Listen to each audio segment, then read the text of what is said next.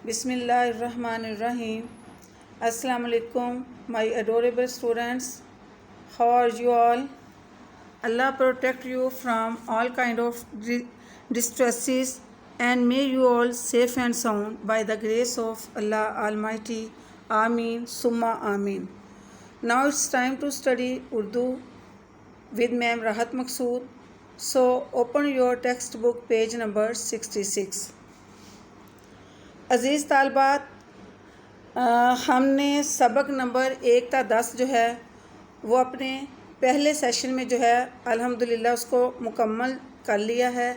آج ہم اپنے جو ہے وہ نیا سیکنڈ سیشن جو ہے وہ سٹارٹ کر رہے ہیں، اور آج ہم سبق نمبر 11 دریا کی کہانی، یہ ایک نظم ہے۔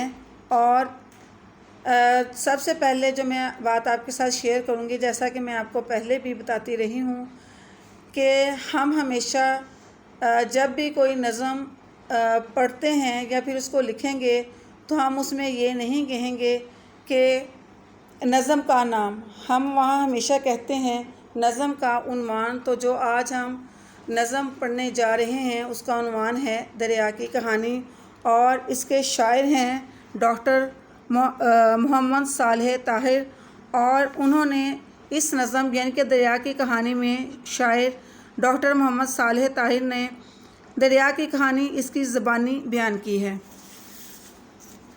اور دریا کہتا ہے کہ پانی نہ صرف اس کی طاقت اور روانی ہے بلکہ پانی جو ہے اس کی پہچان بھی ہے، اور اس وجہ سے دریا ہر وقت متحرک رہتا ہے، یعنی کہ وہ حرکت میں رہتا ہے اور وہ کبھی نہیں رکتا۔ انسانوں کو بھی دریا سے یہ سبق حاصل کرنا چاہیے کہ زندگی مسلسل آگے بڑھتے رہنے کا نام ہے۔ اس کے اب ہم مشکل الفاظ کے معنی جو ہے وہ دیکھتے ہیں۔ روانی، چاک، دھاک، سستانہ، افسانہ، خوشحالی۔ اب میں آپ کے ساتھ آپ کو یہ جو الفاظ میں نے آپ کے سامنے پڑھے ہیں، اب میں آپ کو ان کے میننگ بھی بتاؤں گی۔ روانی، تیزی یا بہاؤ، یعنی کہ تیزی کے ساتھ کسی چیز کا بہنا۔ چاک، تراشنا، یا پھر کوئی چیز چیڑی ہوئی جس کو ہم کہتے ہیں چیڑا یا پھر تراشنا۔ داک، دبدبا، روب یا دھوم۔ سستانہ، آرام کرنا۔ افسانہ، فرضی کہانی۔ خوشحالی، شادمانی۔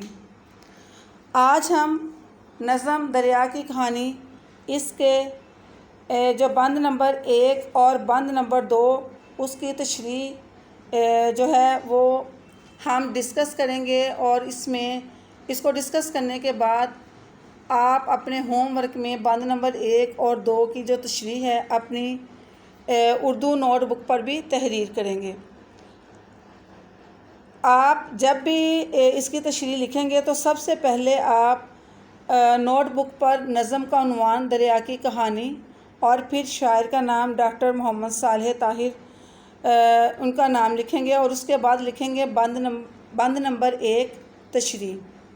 بند نمبر 1 ہے: سناتا ہوں میں تمہیں اپنی کہانی، میں دریا ہوں میری طاقت ہے پانی، میری پہچان ہے میری روانی، نہ تھکنے دے مجھے میری جوانی، میں دریا ہوں میری طاقت ہے پانی۔ اس میں نے جو خاص الفاظ ہیں ان کو انڈر لائن کیا ہے۔ طاقت، کہ وہ طاقت، قوت، کہ پانی جو ہے وہ میری طاقت ہے میری قوت ہے۔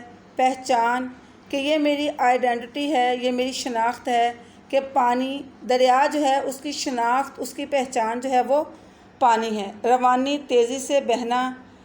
تھکنے، یعنی کہ رکنا، میرے اندر کسی بھی چیز کی تھکاوٹ نام کو بھی نہیں ہے کہ میں مسلسل ہر وقت بہتا رہتا ہوں، لیکن اس کے باوجود میرے اندر یہ بات نہیں ہے کہ میں تھک گیا ہوں۔ میرا چلتا رہنا یا میرا متحرک رہنا ہی میری پہچان ہے، اور میں کبھی بھی مسلسل بہنے سے چلنے سے کبھی بھی تھکتا نہیں ہوں۔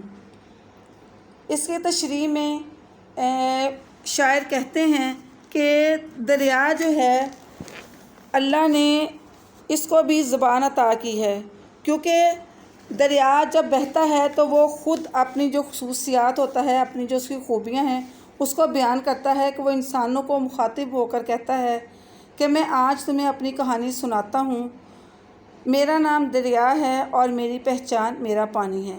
یہ پانی ہی میرا تعارف، میری خصوصیات اور میری امتیازی حیثیت ہے کہ میری پہچان جو ہے وہ صرف اور صرف پانی ہے۔ دنیا میں اس کی وجہ سے، دنیا اس پانی کی وجہ سے جو ہے وہ مجھے جانتی ہے، مجھے پہچانتی ہے، اور میں ہر لمحہ رواں رہتا ہوں، یعنی کہ میں چلتا رہتا ہوں، میں رکتا نہیں ہوں، کیونکہ رکنا میری فطرت میں نہیں ہے۔ وہ کہتا ہے کہ اللہ تعالیٰ نے میری فطرت میں، میری جبلت میں یہ چیز ہی نہیں رکھی قدرتی طور پر کہ میں تھکتا نہیں ہوں، میں رکتا نہیں ہوں۔ روانی ہی میری فطرت ہے اور وہی مجھے جوان رکھتی ہے، اور یہی جوانی جو ہے وہ مجھے کبھی تھکنے نہیں دیتی۔ مدتوں یعنی کہ صدیوں سے میں اپنا کام جو ہے کہ بہنا، دریا کا کام کیا ہے؟ بہنا، چلتے رہنا، اور اپنے ارد گرد کی جو زمینیں ہیں ان کو سیراب کرنا، اور نہ صرف سیراب کرنا بلکہ جب وہ زمینوں کو سیراب کرتا ہے اس دریا کا پانی تو اس کو قابل کاشت بھی بناتا ہے۔ دریا نے اپنا تعارف قدرت کے ایک عظیم مظہر یعنی کہ مظہر یعنی کہ اظہار کے طور پر کروایا ہے۔ دریا کی طاقت، عظمت اور روانی سے اللہ تعالیٰ کی شان کا جو ہے وہ اظہار ہوتا ہے، اور شاعر کے لہجے کی سادگی اور بے ساختگی قابل دید ہے، کیونکہ وہ بالکل جس طرح دریا جو ہے وہ روانی کے ساتھ بغیر رکے، بغیر تھکے چلتا رہتا ہے، بالکل اسی طرح وہ کہتا ہے کہ جمود میری موت ہے۔ جیسا کہ میں نے آپ کو بتایا کہ دریا کہتا ہے کہ اللہ تعالیٰ نے میری فطرت میں، میری جبلت میں رکنا رکھا ہی نہیں ہے، اس نے میری فطرت میں، میری جبلت میں صرف چلتے رہنا ہی رکھا ہے۔ اور وہ کہتا ہے کہ اگر جمود کا مطلب ہے کہ اگر میں ٹھہر جاؤں گا تو میں رک جاؤں گا، اور جمود میری موت کی علامت ہے اور حرکت زندگی کی علامت ہے۔